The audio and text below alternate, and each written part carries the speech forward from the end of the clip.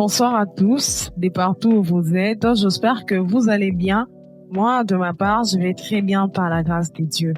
Nous voici encore, c'est vendredi pour parler toujours de la femme dans le cadre de notre émission de tous les vendredis, le forum de femmes. Aujourd'hui, nous avons voulu partager avec les femmes de tout ce dont nous avons parlé pendant toutes nos dernières émissions. Nous voulons un peu parler brièvement de tout ce que faire les résumés de tout ce dont nous avons parlé toutes les fois passées. En premier lieu, nous avons parlé de la femme comme étant aide. Et puis, nous avons parlé avec Maman Didette, nous avons parlé de l'apport de la femme dans l'église. Et après, la fois dernière, nous avons parlé de la femme chrétienne dans la société.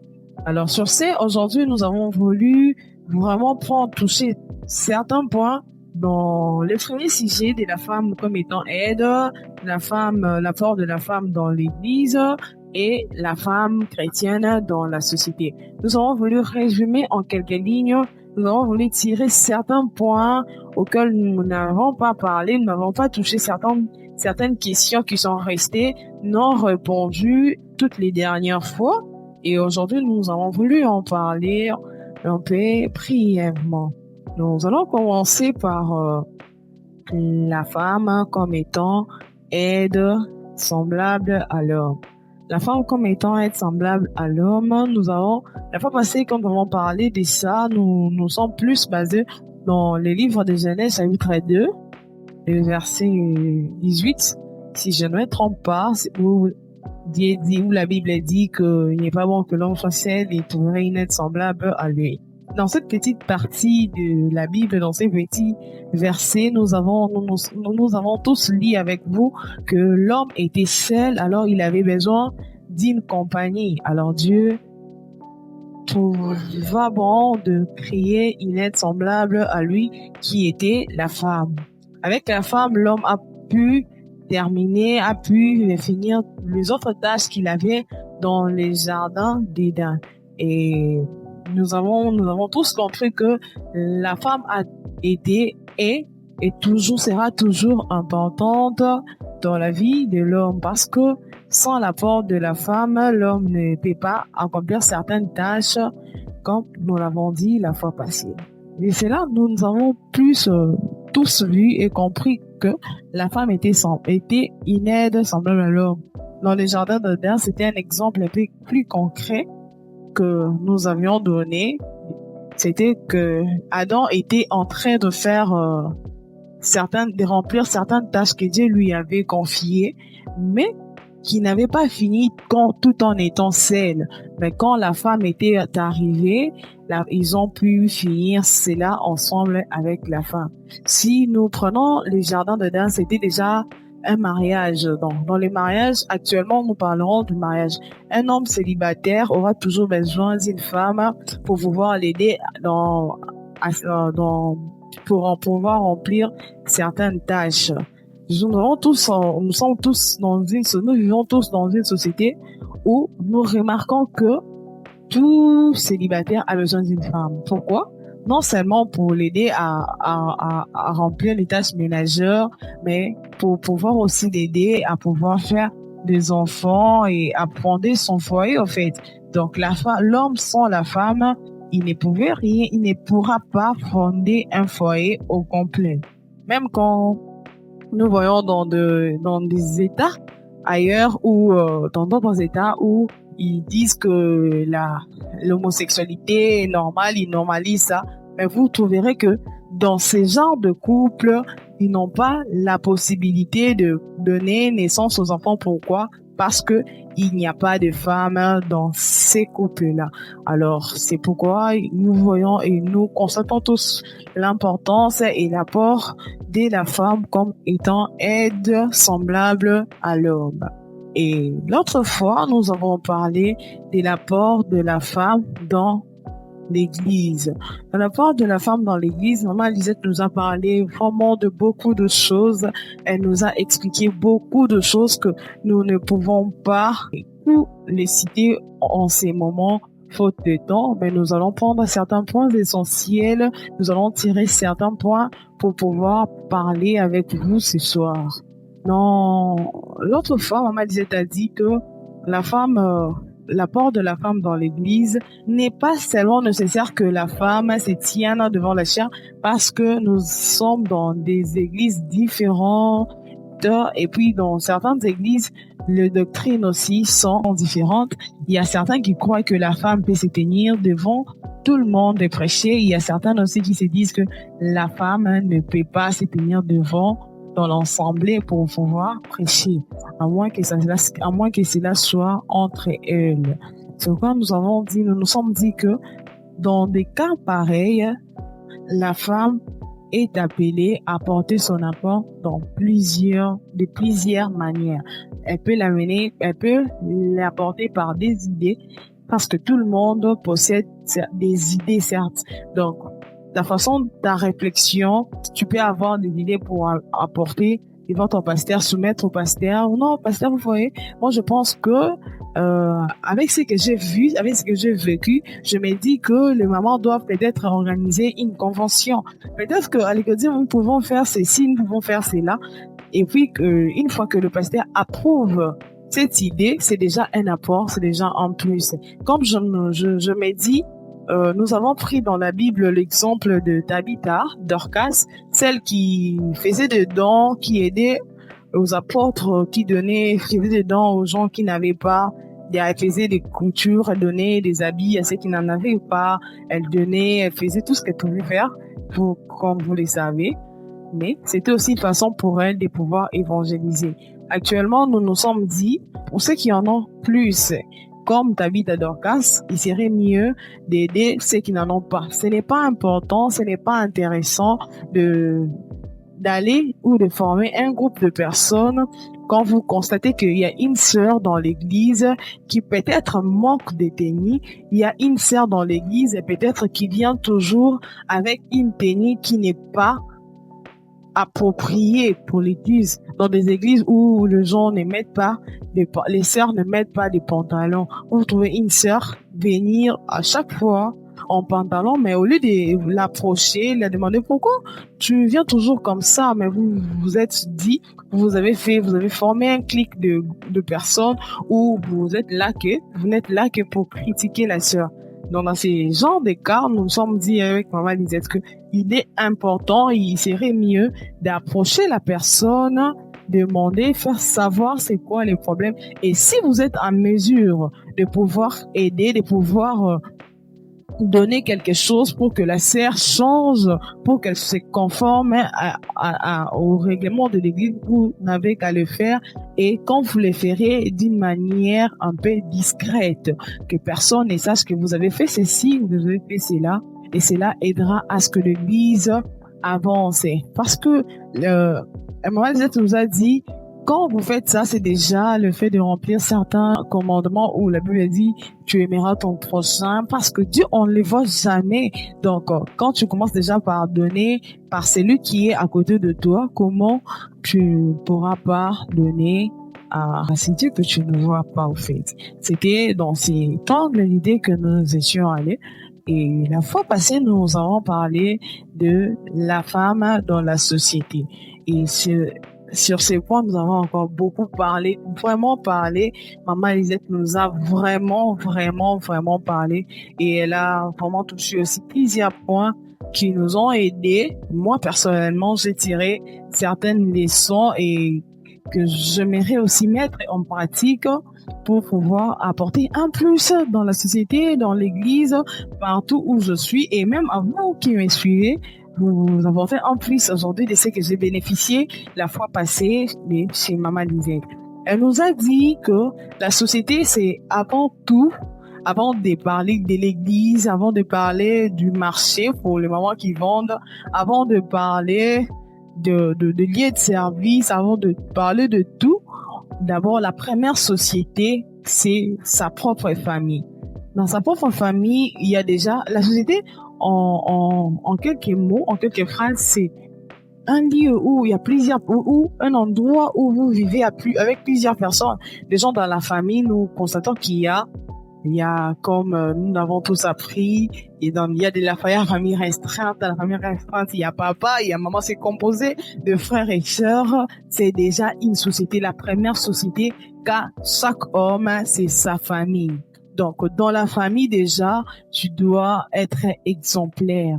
Donc, elle avait pris l'exemple de femme chrétienne. Elle a dit, ce n'est pas possible, c'est inadmissible qu'une femme soit plus soumise à son pasteur que à son mari. Raison pour laquelle les femmes rendent leurs maris incrédibles. Pourquoi? Parce que les femmes sont plus soumises au pasteur qu'au mari. Devant le pasteur, elles font genre qu'elles sont des saintes, ces saintes qui croient toujours à ce que les pasteurs disent. Ils sont toujours à la ligne de pouvoir faire ce que les pasteurs demandent, mais à la maison, elles sont des lionnes.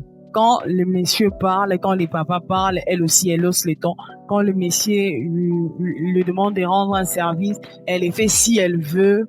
Des fois même, elle ne le fait pas. Tout ça rend les hommes incrédules.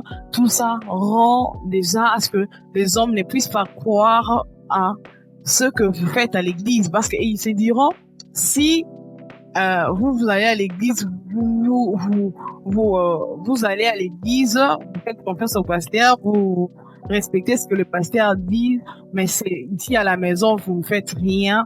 Il n'y a rien qui nous montre que vous êtes modèle.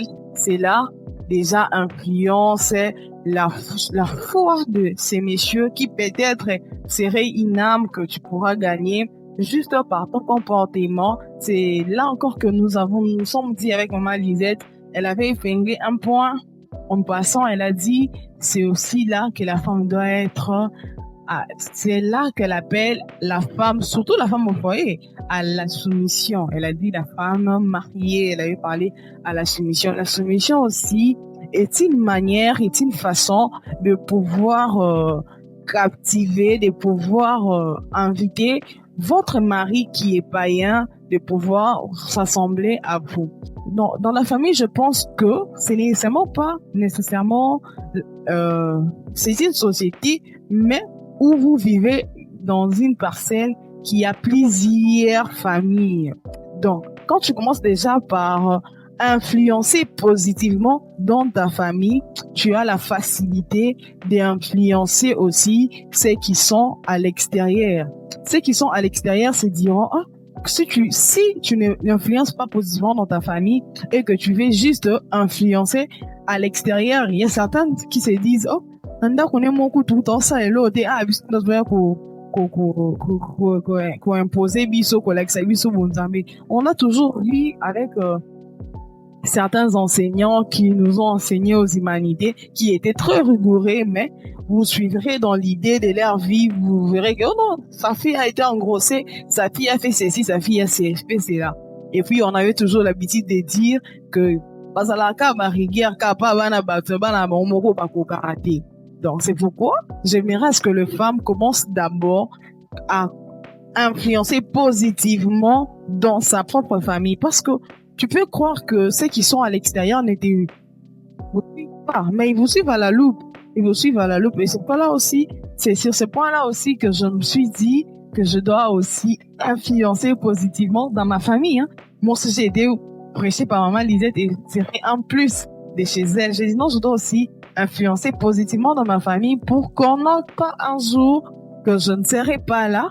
Il y a quelqu'un qui pourra passer aussi sur les réseaux, parce qu'aujourd'hui, tout se passe sur les réseaux. Passer sur les réseaux, dire que maman Natsuana, les gars, karaté, abisso, pourtant, ils m'ont vu, ils ont un désordre. Et pourtant, ils m'ont la famille là-bas, on coûte tout. Ok, la qualité. Pourtant, ils m'ont la famille, donc, il y a chacun pourra tirer et dire tout ce qu'il veut. Mais l'essentiel, c'est que moi, je fasse preuve d'une femme chrétienne. Et cela influencera à ce que même la société, quand il y aura quelqu'un qui s'élèvera pour dire ça, pour dire quelque chose de ce genre, il y aura toujours de Nicodème qui viendra dire non, moi j'ai vécu avec eux. Et ça l'a toujours bon. Alors, j'invite à toutes les femmes, c'était juste en passant, ça c'était mon point que j'ai tiré aussi de la leçon que j'ai tirée aux enseignements des mamans Lisette, c'était juste en passant. J'aimerais aussi parler dans notre point sur les femmes. Toujours les femmes mariées, quand même vous direz, non, Mohamed, nous parlons des femmes mariées, elle n'est pas. Mais tout petit à petit, tout ça, nous finirons là. Mais cela n'exclut pas ce que je partage, c'est que j'ai quand même bénéficié ou c'est que j'ai quand même aligné l'idée que j'ai quand même en tête de partager avec ces femmes qui me suivent. Je demanderai à toutes les femmes, qu'elles soient mariées ou célibataires, de toujours faire vraiment attention sur l'accoutrement. L'accoutrement aussi explique beaucoup. L'accoutrement parle à la place de plusieurs. Je toujours féliciter nos sœurs du message, quand bien même vous direz que malgré leurs accoutrements, elles ne sont pas sérieuses, elles font certaines choses. Ah, je n'en disconviens pas. Et puis je ne vais pas dans leur vie privée. Mais ce que moi je félicite, c'est leur accoutrement, c'est leur façon de s'habiller. C'est déjà le fait qu'elles se couvrent bien le corps, ça donne déjà l'image. Nous sommes tous dit qu'elles sont saintes, juste par leur façon de s'habiller. Mais au fond, chacune d'elles a ses défauts, chacune d'elles a des faiblesses. Mais d'abord, j'apprécie et je jette beaucoup de fleurs à leur manière de s'habiller. J'appelle aux jeunes sœurs, à toutes les filles, à toutes les mamans, de bien pouvoir se couvrir. Aujourd'hui, l'accoutrement en RDC à Kinshasa, ça ne tient plus compte de l'âge. Il y a de ces mamans plus âgées que tu pourrais appeler mémé, mais tu trouves leurs accoutrements, ça fait quand même, ce n'est pas honorant, c'est déshonorant. Alors, j'appelle à toutes les femmes de pouvoir bien couvrir son corps parce que le corps de la femme est sacré. Il est appelé à être couvert. Et moi aussi, de ma part, je m'étais dit, je veillerai à ce que mon corps soit toujours couvert parce que je ne peux pas venir me tenir devant vous tout en étant mal habillé. Donc, je dois aussi couvrir mon corps. La charité, les Français disent que la charité bien ordonnée commence par soi-même. C'était un point que je voulais parler aujourd'hui avec vous aussi. Ça, c'est une réflexion que je vraiment, c'est un constat, pardon, que j'ai vraiment fait sur notre société actuellement. Les femmes s'habillent vraiment pas des manières honorifiques. Il y a ces accoutrements actuellement que tu ne peux pas regarder, comme disent souvent certains papas. Ils disent que les filles de Kinshasa, c'est que jadis, les hommes venaient pour voir, quand ils venaient épouser les filles. Actuellement, ils les voient déjà sans pourtant épouser la fille. Parce que les filles, actuellement, à Kinshasa, nous nous habillons très mal. Très, très mal. Je ne sais pas si c'est juste le fait de copier les Occidentaux ou quoi, mais à savoir que nous sommes bantous, nous sommes africains, nous avons, au-delà de tout ce que nous pouvons voir sur le réseau, dans la société, nous ne pouvons jamais oublier que nous sommes bantous, nous avons une culture. Et la culture africaine ne nous permet vraiment pas de pouvoir exposer nos corps. Et surtout plus que nous sommes encore chrétiens. La Bible dit que la femme soit vêtue d'une manière décente, avec pudeur et modestie. J'aimerais surtout, et ces messages s'adressent plus particulièrement aux femmes chrétiennes. Ceux qui sont dans le monde diront que biso makabwane tali biso te, biso tola la kilelo, to boite, mais étant femme, nous finirons tous et nous envisageons plus, à ce que je sache, toutes les femmes envisagent et veulent finir dans un foyer. Alors sur ce, j'aimerais à ce que vous veillez sur votre accoutrement, car le corps de la femme est vraiment sacré. Le corps de la femme, parce que selon moi, je dirais que c'est pour ça que les hommes vont payer la dot. Donc on paye la dot pour découvrir ce qui est caché dans la femme. Et quand on l'expose, je me dis que ce n'est plus important. Je me mets à la place des hommes pour dire que ce n'est plus important de pouvoir aller payer la dot, de verser la dot quelque part dans une famille, parce que tout ce que nous voulons voir caché, ce qui était mystère au temps passé, actuellement, il n'est plus mystère, il est quelque chose qu'on peut voir partout à Kinshasa, en passant dans des bus, dans des églises même, dans des rues, partout, on voit le corps de la femme exposé devant tout. Et pour finir aujourd'hui, j'aimerais interpeller à toutes les femmes de bien pouvoir veiller sur nos comportements, de veiller sur notre habillement, de veiller sur notre société, être exemplaire de nos maisons, de la famille, parce que c'est la famille qui est la base de toute société. Toujours dans notre émission Forum de femmes, nous vous donnons rendez-vous pour la semaine prochaine, le vendredi de 19h juste à 19h30, toujours sur Fotech TV. Prière à ne pas rater la séance de la fois prochaine.